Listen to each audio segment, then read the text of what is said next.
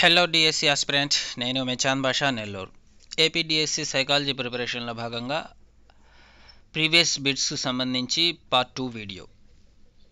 ఇక్కడ మనం first question చూసినట్లయితే, పరిపక్వత అంటే జన్యు సంభావ్యతతో జీవి ఆవిర్భావాన్ని తెలుపుతుంది.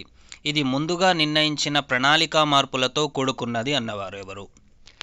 ఇక్కడ మన ఆప్షన్స్ చూసినట్లయితే first option Anderson, second option Erikson, మూడో ఆప్షన్ గెసెల్, నాలుగో ఆప్షన్ క్రైబ్. ఇక్కడ మీ యొక్క సమాధానాన్ని కామెంట్ రూపంలో తెలియజేయండి. ఇంతకు ముందర మనం ప్రీవియస్ వీడియోస్ చేసాం కదా, దానికి సంబంధించినటువంటి సమాచారాన్ని అదేవిధంగా దాని యొక్క సమాధానాన్ని మన యూట్యూబ్ కమ్యూనిటీలో పోస్ట్ చేయడం జరిగింది. మీరు దాని యొక్క సమాధానాన్ని మన యూట్యూబ్ కమ్యూనిటీలో చూడగలరు. సెకండ్ క్వశ్చన్ మనం చూసుకున్నట్లయితే, శిరః పాదాభిముఖ వికాసము అంటే ఏమిటి? ఫస్ట్ ఆప్షన్ చూసినట్లయితే అనుదైర్ఘ్య పద్ధతిలో శిరస్సు నుండి పాదాభిముఖంగా జరుగుతుంది. సెకండ్ ఆప్షన్ పాదాల నుంచి శిరస్సు వైపుకు జరుగుతుంది. మూడో ఆప్షన్ శిరస్సు పాదాలలో ఒకేసారి జరుగుతుంది. నాలుగో ఆప్షన్ శిరస్సు పరిమాణంపై ఆధారపడుతుంది. దీని యొక్క సమాధానాన్ని కామెంట్ రూపంలో తెలియజేయండి. తర్వాత మూడో క్వశ్చన్ చూసినట్లయితే, ఏకాంత క్రీడల్లో పిల్లలు ఏ విధంగా ఉంటారు? ఫస్ట్ ఆప్షన్ మనం చూసుకున్నట్లయితే ఇతరులతో కలిసి ఆడుకుంటారు. సెకండ్ ఆప్షన్ ఒంటరిగా ఆడుకుంటారు. థర్డ్ ఆప్షన్ ఇతరులతో ఆట వస్తువులు పంచుకుంటారు. ఫోర్త్ ఆప్షన్ రోజంతా ఒకే ఆట ఆడుతారు. మీ యొక్క సమాధానాన్ని కామెంట్ రూపంలో తెలపండి. నాలుగో క్వశ్చన్ చూసినట్లయితే, పియాజే ప్రకారము పిల్లలు వస్తు స్థిరత్వ భావన నేర్చుకునేటటువంటి దశ ఏమిటి? ఫస్ట్ ఆప్షన్ చూసినట్లయితే ఇంద్రియ చాలక దశ. సెకండ్ ఆప్షన్ పూర్వ ప్రచాలక దశ. థర్డ్ ఆప్షన్ మూర్త ప్రచాలక దశ. ఫోర్త్ ఆప్షన్ అమూర్త ప్రచాలక దశ. ఐదో క్వశ్చన్ చూసినట్లయితే, వ్యక్తి నైతిక వికాసం అతని సంజ్ఞానాత్మక సామర్థ్యాలపై ఆధారపడి ఉంటుంది అని ఎవరు అభిప్రాయపడ్డారు? ఫస్ట్ ఆప్షన్ చూసినట్లయితే Noam Chomsky. Second option Tolman. Third option పియాజే. Fourth option Kohlberg. మీ యొక్క సమాధానాన్ని కామెంట్ రూపంలో తెలియజేయండి. ఆరో క్వశ్చన్ చూసినట్లయితే, ఎరిక్సన్ ప్రకారము కౌమారంలో పిల్లలు ఎదుర్కొనేటటువంటి మనోసాంఘిక క్లిష్ట పరిస్థితి ఏమిటి? ఫస్ట్ ఆప్షన్ చూసినట్లయితే నమ్మకం, అపనమ్మకం. సెకండ్ ఆప్షన్ చూసినట్లయితే స్వయం ప్రతిపత్తి, సందేహం. థర్డ్ ఆప్షన్ పాత్ర గుర్తింపు, పాత్ర సందిగ్ధం. ఫోర్త్ ఆప్షన్ సమగ్రత, నిరాశ. ఏడో క్వశ్చన్ చూసినట్లయితే, మంద లేదా నిదాన అభ్యాసకుల ప్రజ్ఞాలబ్ధి సుమారు ఎంతగా ఉంటుంది? ఫస్ట్ ఆప్షన్ 90 నుంచి 110 వరకు. సెకండ్ ఆప్షన్ 90 నుంచి 100 వరకు. థర్డ్ ఆప్షన్ 70 నుంచి 89 వరకు. ఫోర్త్ ఆప్షన్ 110 నుంచి 120 వరకు ఉంటుంది. దీనిలో సరైన సమాధానాన్ని కామెంట్ రూపంలో తెలియజేయండి. ఎనిమిదో క్వశ్చన్ చూసినట్లయితే, క్రింది వానిలో డిఫరెన్షియల్ యాప్టిట్యూడ్ టెస్ట్ డాట్ ఉపపరీక్ష కానిది ఏమిటి అని అడుగుతున్నాడు. కానిది తెలియాలంటే మనకు అయినవేందో తెలియాలి. ఓకే, ఇక్కడ మనం చూసినట్లయితే ఫస్ట్ ఆప్షన్ చిత్రపూరణ పరీక్ష. సెకండ్ ఆప్షన్ శాబ్దిక వివేచనం. థర్డ్ ఆప్షన్ స్థాన సంబంధాలు. ఫోర్త్ ఆప్షన్ యాంత్రిక వివేచనం. మీ యొక్క సరైన సమాధానాన్ని కామెంట్ రూపంలో తెలియజేయండి. తొమ్మిదో క్వశ్చన్ చూసినట్లయితే, ఈ గ్రంథి యొక్క స్రావకము రక్తంలోని కాల్షియం స్థాయిని నియంత్రిస్తుంది. ఏ గ్రంథి యొక్క స్రావకము రక్తంలోని కాల్షియం స్థాయిని నియంత్రిస్తుంది? ఫస్ట్ ఆప్షన్ అధిరుక్క గ్రంథి. సెకండ్ ఆప్షన్ అవటు గ్రంథి. థర్డ్ ఆప్షన్ పార్శ్వ అవటు గ్రంథి. Fourth option క్లోమం. మీ యొక్క సమాధానాన్ని కామెంట్ రూపంలో తెలియజేయండి. పదో క్వశ్చన్ చూసినట్లయితే, రిషికి కారు కొనుక్కోవాలని ఉంది, కానీ దాని నిర్వహణ గురించి భయపడుతున్నాడు. రిషిలో ఉండేటటువంటి సంఘర్షణ ఏమిటి అని అడుగుతున్నాడు. ఇక్కడ ఫస్ట్ ఆప్షన్ ఉపగమ సంఘర్షణ. సెకండ్ ఆప్షన్ పరిహార సంఘర్షణ. థర్డ్ ఆప్షన్ ఉపగమ పరిహార సంఘర్షణ. ఫోర్త్ ఆప్షన్ ఉపగమ పరిహార సంఘర్షణ. ఇది బాగా ఆలోచించి మీ యొక్క సమాధానాన్ని కామెంట్ రూపంలో తెలియజేయండి. నెక్స్ట్ 11వ క్వశ్చన్ చూసినట్లయితే, అభిషేక్కు తరగతి ఉపాధ్యాయుడు అకారణంగా దండించాడు. దానితో అభిషేక్కు తన ఉపాధ్యాయునిపై కోపం వచ్చింది. కానీ అతడు తన కోపాన్ని ఇంటి వద్ద తమ్మునిపై చూపాడు. ఇక్కడ ఉపయోగించినటువంటి రక్షణ తంత్రం ఏది అని అడుగుతున్నాడు. ఆప్షన్ చూసినట్లయితే ఫస్ట్ ఆప్షన్ విస్థాపనము, సెకండ్ ఆప్షన్ దమనం, థర్డ్ ఆప్షన్ తాదాత్మీకరణం, ఫోర్త్ ఆప్షన్ ప్రతిగమనం. మీ యొక్క సమాధానాన్ని కామెంట్ రూపంలో తెలియజేయండి. 12వ క్వశ్చన్ చూసినట్లయితే వైఖరిని మాపనం చేయుటకు ఈక్వల్ అపియరింగ్ ఇంటర్వెల్ స్కేలును రూపొందించినటువంటి వ్యక్తి ఎవరు? ఇక్కడ ఆప్షన్స్ చూసినట్లయితే first option Guttman, second option Likert, third option Thorndike, fourth option Thurstone. మీ యొక్క సమాధానాన్ని కామెంట్ రూపంలో పెట్టండి. 13వ క్వశ్చన్ చూసినట్లయితే రాము రష్యన్ భాషను నేర్చుకున్నాడు. ఇప్పుడు అతను సైకిల్ తొక్కడం నేర్చుకోదలిచాడు. ఇక్కడ అభ్యసన బదలాయింపు ఏ రకము అని అడుగుతున్నాడు.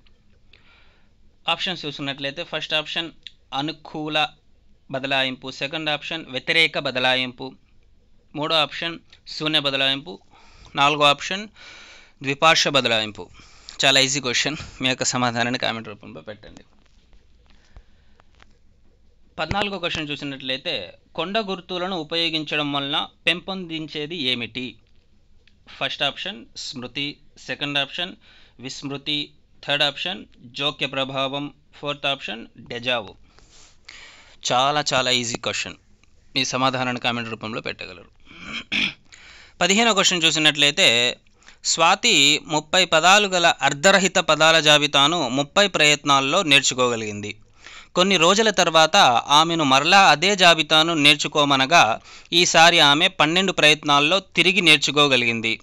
ఇక్కడ పొదుపు గణన ఎంత అని అడుగుతున్నాడు. ఇక్కడ పొదుపు గణన సూత్రాన్ని ఉపయోగించి సమాధానాన్ని కనుక్కొని మీ యొక్క సమాధానాన్ని కామెంట్లో పెట్టండి. 16వ క్వశ్చన్ చూసినట్లయితే అవసరాల అనుక్రమణిక సిద్ధాంతం ప్రతిపాదించిన వ్యక్తి ఎవరు? అవసరాల అనుక్రమణిక సిద్ధాంతాన్ని ప్రతిపాదించినటువంటి వ్యక్తి ఎవరు? Option 1 Watson, option 2 Hurlock, option 3 Maslow, option 4 Atkinson. మీ యొక్క సమాధానాన్ని కామెంట్లో పెట్టండి. 17వ క్వశ్చన్ చూసినట్లయితే క్రింది వానిలో ఒకటి మానసిక చలనాత్మక రంగానికి చెందనిది. ఇక్కడ చూడండి, క్లియర్గా చదవాలి. చెందినది చెందనిది అనేది మనం తొందరలో చదివేటప్పుడు తప్పుగా చదువుతాం. దీన్ని మనం అంత ఐడెంటిఫై చేయం. కాబట్టి ఎగ్జామ్లో క్వశ్చన్ని క్లియర్గా చదవండి. ఇక్కడ చెందనిది అడుగుతున్నాడు. ఫస్ట్ ఆప్షన్ చూసినట్లయితే అనుకరణ, సెకండ్ ఆప్షన్ చూసినట్లయితే ప్రతిస్పందించడం, థర్డ్ ఆప్షన్ చూసినట్లయితే సునిశ్చితత్వం, ఫోర్త్ ఆప్షన్ ఉచ్చారణ. మీ యొక్క సమాధానాన్ని కామెంట్ రూపంలో తెలియజేయండి. 18వ క్వశ్చన్ చూసినట్లయితే వైగోట్స్కీ ప్రకారము దిగువ స్థాయి మానసిక ప్రక్రియ ఏమిటి? వైగోట్స్కీ ప్రకారము దిగువ స్థాయి మానసిక ప్రక్రియ ఏమిటి? ఫస్ట్ ఆప్షన్ ప్రశ్నించడం, సెకండ్ ఆప్షన్ విశ్లేషించడం, థర్డ్ ఆప్షన్ సంశ్లేషించడం, ఫోర్త్ ఆప్షన్ సృజనాత్మక ఆలోచన. మీ యొక్క సమాధానాన్ని కామెంట్ రూపంలో పెట్టండి. 19వ క్వశ్చన్ చూసినట్లయితే పావ్లోవ్ ప్రయోగంలో గంట శబ్దంతో పాటు ఆహారాన్ని ఇచ్చినప్పుడు కుక్క లాలాజలం స్రవించింది.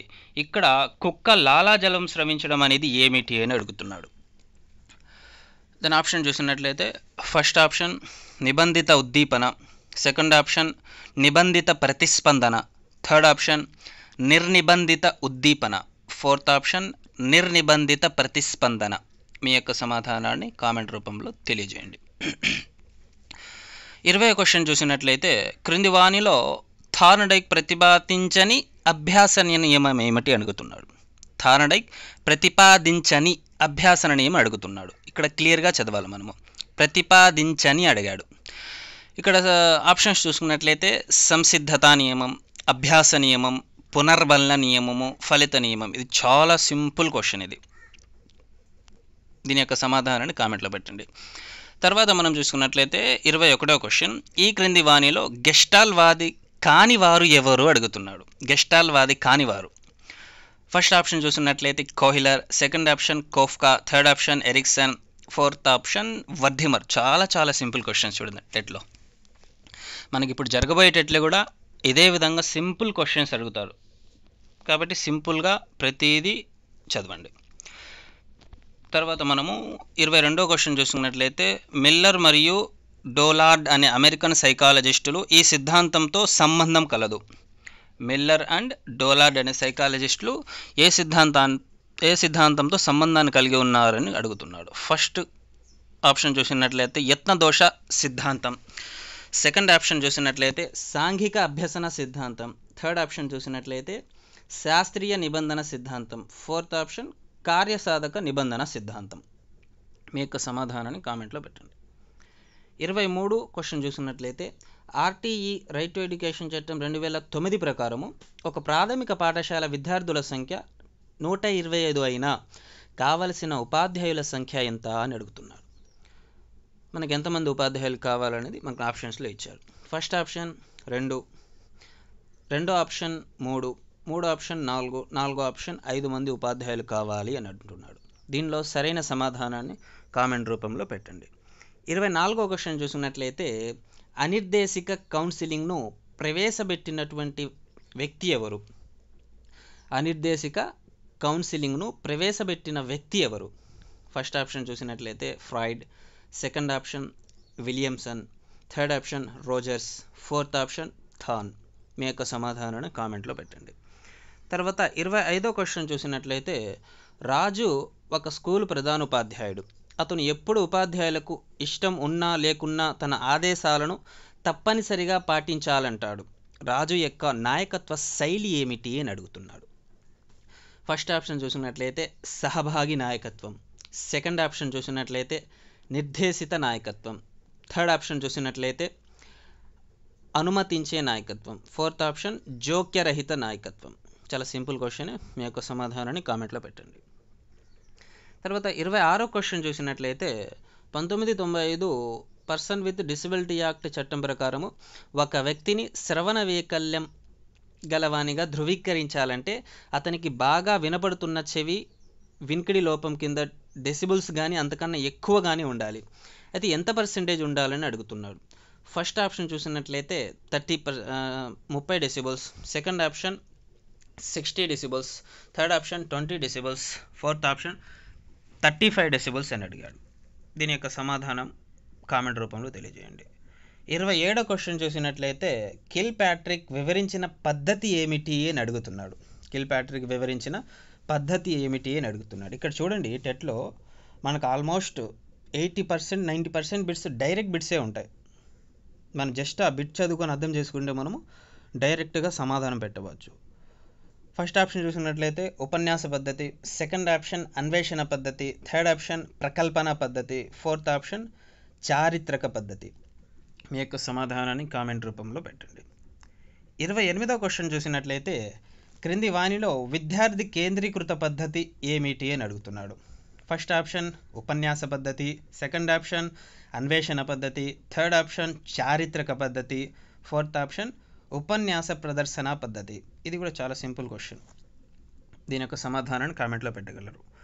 29వ క్వశ్చన్ చూసినట్లయితే NCF 2005 ప్రకారము గణితీకరణ అంటే ఏమిటి అని అడుగుతున్నాడు. NCF 2005 ప్రకారము గణితీకరణ అంటే ఏమిటి అని అడుగుతున్నాడు. ఫస్ట్ ఆప్షన్ చూసినట్లయితే తార్కికంగా ఆలోచించడం, సెకండ్ ఆప్షన్ ఎక్కువగా ఇంటి పని ఇవ్వడం, థర్డ్ ఆప్షన్ గణితాన్ని బోధించడం, ఫోర్త్ ఆప్షన్ గణితంలో ఎక్కువ పరీక్షలు నిర్వహించడం. ఇది కూడా చాలా సింపుల్ క్వశ్చన్. మీ యొక్క సమాధానాన్ని కామెంట్లో పెట్టండి. 30వ క్వశ్చన్ చూసినట్లయితే ICTకి సంబంధించిన క్వశ్చన్ ఇది. ఈ క్రింది వానిలో దృశ్య శ్రవణ ఉపకరణం ఏమిటి అని అడుగుతున్నాడు. ఈ క్రింది వానిలో దృశ్య శ్రవణ ఉపకరణం ఏమిటి అని అడుగుతున్నాడు. First option computer, second option స్లైడులు, థర్డ్ ఆప్షన్ నమూనాలు, ఫోర్త్ ఆప్షన్ బులెటిన్ బోర్డ్. మీ యొక్క సమాధానాన్ని కామెంట్ రూపంలో తెలియజేయండి. ఈ 30 ప్రశ్నల యొక్క సమాధానాన్ని మీరు కామెంట్ రూపంలో 1 by 1 మీ యొక్క సమాధానాలను కామెంట్ రూపంలో పెట్టండి. ఈ 30 ప్రశ్నల సమాధానాన్ని నేను మన యూట్యూబ్ కమ్యూనిటీలో పోస్ట్ చేయడం జరుగుతుంది. ఈ విధంగా మీరు ఈ సైకాలజీ బిట్స్ను విని ఒకసారి ప్రాక్టీస్ చేయడం వల్ల, సమాధానాలు చెప్పడం వల్ల మీకు ఎగ్జామ్లో చాలా సులభతరం అవుతుంది ఈ బిట్స్ను ఐడెంటిఫై చేయడం. అదేవిధంగా మీరు చదివినది రివిజన్ కూడా అవుతుంది. ఇటువంటి మరిన్ని ఇంట్రెస్టింగ్ వీడియోస్ కోసం మన ఛానల్ను లైక్ చేయండి, షేర్ చేయండి, సబ్స్క్రైబ్ చేసుకోండి.